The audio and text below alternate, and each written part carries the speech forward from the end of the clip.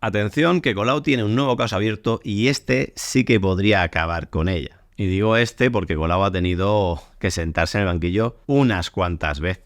Aunque muchas veces se las archivan las causas o sale victoriosa, esto tiene diversas explicaciones que no tienen que ser necesariamente que sea inocente. A fecha 19 de enero de 2022, ojo que han pasado 2 años, había 10 causas contra Colau que fueron archivadas y una que seguía abierta. Sí, 10 fueron archivadas. ¿Pero qué significa que una causa ha sido archivada? ¿Significa que Colau es inocente? No, significa que la Fiscalía piensa que no hay pruebas suficientes siquiera para abrir la causa. Es decir, que no se han podido aportar pruebas suficientes que indique que pueda ser cierta o que es culpable Colau. Y esto de por sí ya es bastante alarmante, porque normalmente el que decide eso es el juez, pero es que la Fiscalía, que es la que tiene que perseguir a los delincuentes, es la que, como si fuera la defensa, dice no, es que no puedo acusar a esta persona, que es mi trabajo, porque no veo indicios. Esto es muy raro, normalmente es el mismo juez o la misma juez, ¿no? El que decide esto, que la Fiscalía también lo puede hacer, pero en el caso de los políticos, el porcentaje de fiscalías o de fiscales que deciden no presentar cargos es muy superior. Veamos un ejemplo, antes de hablar del caso último de Colau que puede destruirla. 2 de noviembre de 2020. Una inmobiliaria se querella contra Colau por favorecer una ocupación. El 17 de noviembre del mismo año, Colau multa a la empresa que la denuncia por connivencia con los ocupas. Es decir, 15 días después. Si esto no es una venganza, que baje Dios y lo vea. El Constitucional, el 28 de enero de 2021, tumba el decreto Adarán que obliga a los grandes propietarios a dar un alquiler barato a los ocupas. Claro, vosotros diréis, no, pero es que Colau la multó antes de que tumbaran la ley ya, pero es que estaba suspendida, luego lo veremos. Dice, el 25 de abril del 2022, la Audiencia de Barcelona ordena investigar a Colau por la querella de un fondo buit. Y fijaros en el subtítulo, en contra del criterio de la Fiscalía, es decir, la Fiscalía, que es la que tiene que perseguir a los delincuentes, dice, no, hombre, no, que Colau no es culpable. No lo es, no puede, no es que no lo sea, es que no puede serlo. Por lo tanto, no hace falta investigar. Ese es el criterio de la Fiscalía con Colau. El 3 de mayo de 2022, Colau es obligada a retirar las sanciones contra la inmobiliaria que la denunció. Y aquí quería llegar, porque después de multarnos con 417.000 euros por una ley que luego fue suspendida, uno puede pensar que no, es que estaba vigente y todo esto. No, pero es que la cuestión es que aquí lo dice, que aquel artículo de la ley catalana ya había sido suspendido. Es decir, que siendo la ley suspendida, ella multó a esa empresa y esto muestra su parcialidad y su sectarismo. Ella te multa con cualquier excusa, aunque sea ilegal, aunque ya sea una ley que está derogada o que esté suspendida, les da igual. Por eso decía que si esto no es una venganza, que baje Dios y lo vea. Eso demuestra, en mi opinión, que esto es coacción, que esto es chantaje. En definitiva, hay mala fe y mala praxis y eso es un hecho. Más tarde, el 14 de febrero de 2023, la jueza imputa a Colau y 2 concejales de Barcelona por la querella de un fondo buitre. Es decir, desde que la Audiencia de Barcelona lo ordenó el 25 de abril del 2022, ha pasado casi un año. Es decir, que la jueza no tenía muchas ganas, pero supongo que le caducaba la causa y tenía que imputarla ya sí o sí. El 13 de marzo, el mes siguiente, Ada Colau negó ante el juez que las coacciones del fondo de inversión fueran reales para poner pisos en alquiler social. Pero obviamente yo no he accedido a las escuchas, pero es que es obvio que si te están diciendo que te van a multar con una ley que está suspendida y que es ilegal, te están coaccionando a hacer algo que no debes hacer, que no hay derecho. Pero claro, demuéstralo. ¿Y cómo lo demuestras? Si en la conversación no van a decir, oye, o haces esto o te voy a hacer esto otro porque se hace lo que yo quiero. No, lo que se dice con un vocabulario bonito y se dice de tal forma que es una coacción simpática. Te dicen, oye, mira, es que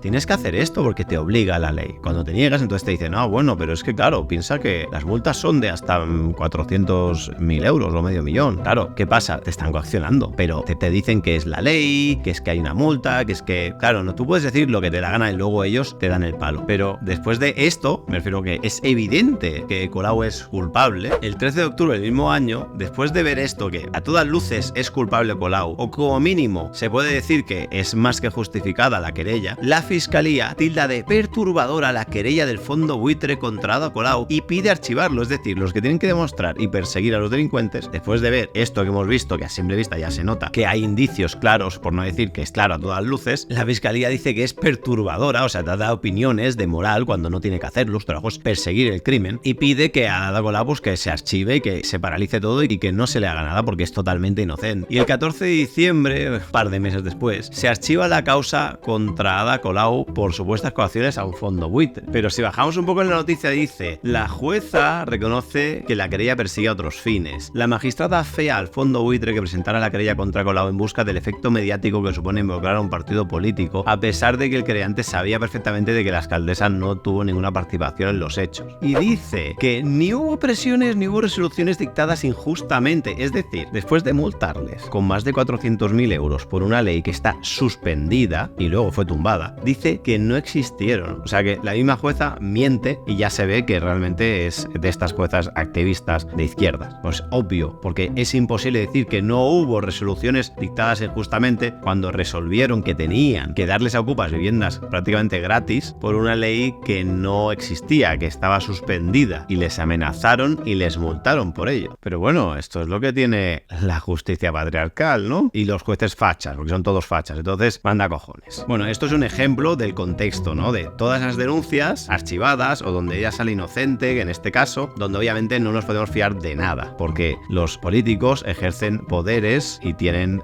también sectarizados sectores públicos, como el de los maestros o el de los jueces, donde intentan imponer su ideología y siempre, obviamente, hay gente que se la compra. Realmente no existe la justicia fascista, existe la justicia, existen algunos jueces que tienen una ideología X o Y, y luego existen los jueces de izquierda extrema, como esta señora, que ha declarado inocente a Colau y ha dicho esas cosas a pesar de que se sabe por todo el mundo de que se les puso una multa por una ley que no existe, se les amenazó con ella. Pero luego los titulares progres nos dan a entender que siempre se archivan y siempre sale victoriosa porque es inocente y los malvados empresarios la imputan solo para el efecto mediático. Si el río suena, agua lleva. Fijaros, las leyes no están hechas para perseguir a los políticos. Al fin y al cabo, ellos las hacen, así que ellos no se han preocupado jamás de que se les persiga de forma fehaciente y efectiva y de que los castigos sean mínimos. De hecho, tenemos unos grandísimos casos de corrupción en el pasado que involucran desde mordidas millonarias en ayuntamientos pequeños hasta asesinatos planificados a nivel estatal. Pero el mejor caso de todos es el último, porque Colau ya se creía invencible y ahora ha metido bastante la gamba, porque tal y como lo relatan, de ser cierto, tienen más de 200 pruebas y las prácticas son tan jodidamente obvias que están pidiendo aforamiento a Yolanda Díaz en el Parlamento Europeo para no tener que comparecer. Los tránsfugas de Podemos, que eran sus manos derechas de Colau. Y esto es muy fuerte, que realmente esto va a salpicar a Sumar. El caso es el siguiente. Un empresario que acusó al equipo de Colau del fracaso del anillo olímpico. Fue una extorsión, ¿vale? Esto es una startup que tenía un contrato y ha tenido que llevar a Colau hasta el Tribunal Supremo, con 3 políticos de Sumar: Gerardo Pisarello, Jaume Asens y Eloy Badía, por presuntos delitos de coacciones, extorsión, falsedad, fraude, prevaricación, cohecho y financiación ilegal del partido. Todo empezó el 24 de mayo de 2015, cuando Ada Colau se hizo con el control del Ayuntamiento de Barcelona. Un año antes, el 17 de julio de 2014, el empresario Paco Medina había alcanzado un acuerdo con el anterior gobierno de Xavier Trias para el uso y explotación del anillo olímpico de Barcelona. Colau llegó al gobierno denunciando la opacidad de aquel acuerdo y con la firme intención de dinamitarlo. Así lo hizo, según denuncia el empresario impulsor del proyecto, a través de presiones y maniobras que considera ilegales. Las nuevas autoridades municipales políticas tramitaron y ejecutaron un deliberado plan destructivo dirigido a impedir y detener la actividad comercial del parque temático OpenCamp y, como consecuencia directa, acabar con la emprendedora startup OpenCamp, creada para desarrollar en el anillo olímpico de Barcelona el primer parque temático del mundo dedicado al deporte, así como su posterior desarrollo internacional.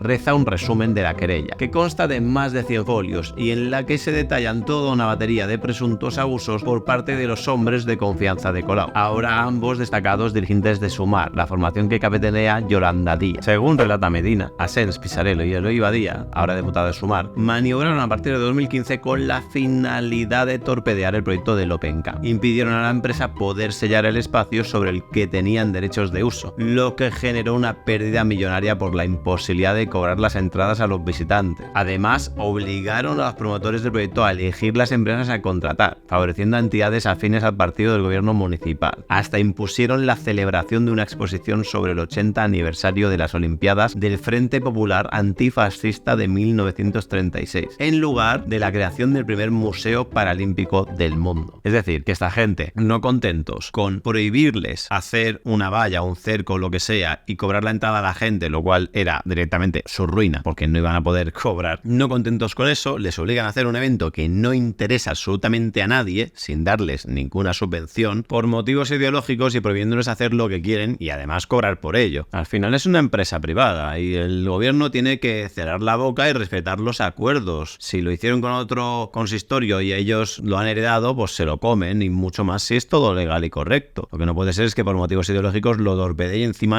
los usen para propagandas ideológicas y sacrifiquen el dinero de inversores privados que no tienen ninguna culpa, que al final son ciudadanos y gente que crea puestos de empleo. En fin, la cuestión es que el proyecto iba viento en popa. Logramos cerrar acuerdos con empresas como Movistar, Allianz y Microsoft. Lo presentamos en cadenas internacionales como la BBC y la CNN. Todo iba bien. En un año logramos los millones necesarios para la primera inversión y solo se oponían Iniciativa y la CUP. ¿Por qué se oponían? Porque por primera vez Generalitat y Ayuntamiento iban de la mano y en todo eso no había subvención pública alguna. Aunque hay que añadir que también se oponían porque a los de extrema izquierda no les gusta que haya empresas multinacionales sponsorizando este tipo de cosas. Si las multinacionales enviaran comida para gente sin techo en Barcelona, la tirarían al mar antes de darla si pudieran. Las cosas empezaron a torcerse tras la llegada de Colau al consistorio de la ciudad condal. No querían el proyecto por razones ideológicas, pero cuando vieron la indemnización que tenían que pagar si lo tiraran abajo, optaron por la solución de hostigar, extorsionar y amenazar. Vamos, lo que hacen los socialistas y los comunistas cuando alguien no piensa como ellos y no les gusta lo que está pasando. Entonces empezaron hablando de frenar una privatización de un espacio público, cuando, según el acuerdo sellado, ese enfoque era falso, pues el espacio ubicado en Montjuïc seguía siendo público y solo se pedía a los visitantes pagar para acceder a actividades concretas y las instalaciones.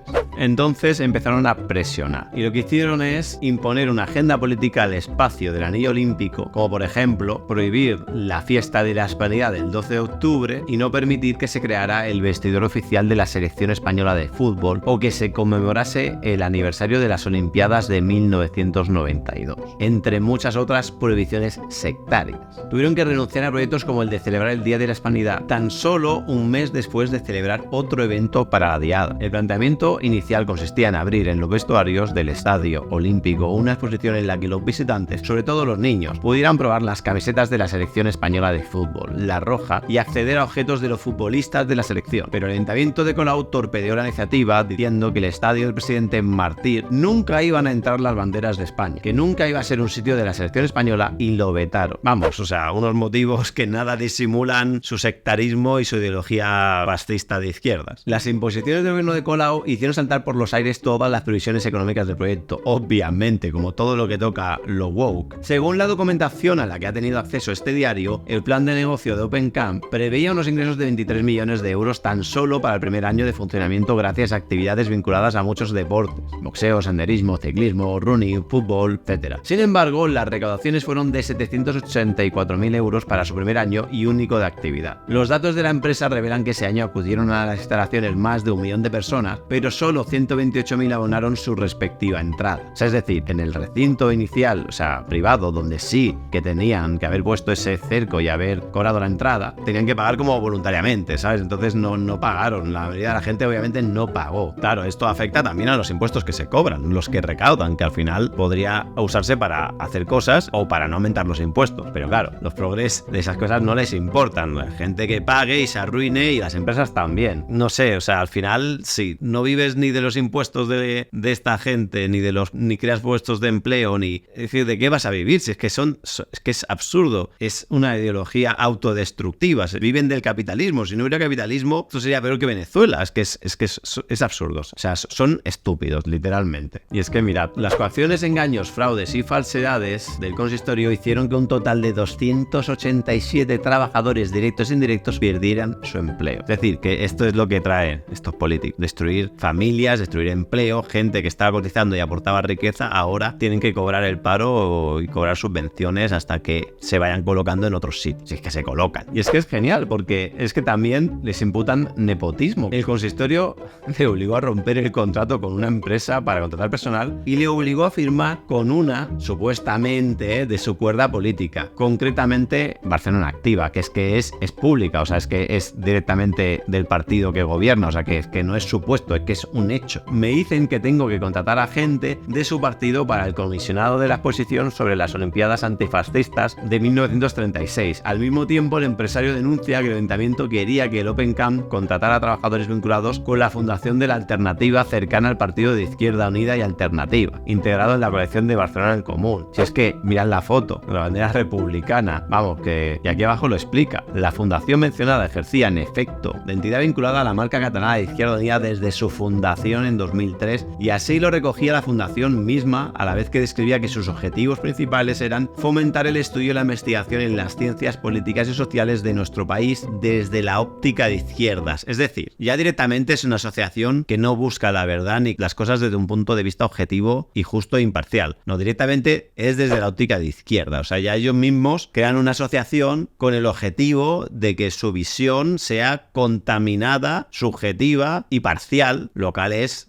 absurdo y debería ser ilegal. O sea, en el sentido de que, en teoría, tenemos que buscar la verdad y la justicia y no rendirnos ante intereses políticos o ideológicos que contaminen nuestra visión de la realidad. Pero bueno, la gente no tiene ni el mínimo sentido común para entender que eso que están diciendo es malo y absurdo, y así va el país en el que vivimos. Y al final, el caso queda en manos del Tribunal Supremo, que deberá decidir si abrir una investigación penal y que tenga que declarar Pesavero y Badía, ambos aforados por ser diputados del Congreso. Los comunes ya han pedido a Díaz que le incluya en un puesto de salida de las listas europeas, lo que obligaría a pedir permiso al Parlamento Europeo. Como siempre, protegiéndose en los despachos, porque todos sabemos que los inocentes no quieren ir a juicio porque tienen que esconder muchas cosas. Los inocentes necesitan aforarse, recurrir a estrategias miserables para no ir a juicio y librarse por aforamientos y otras protecciones para políticos corruptos y miserables. Pero vamos, que esa solo es mi percepción, claro.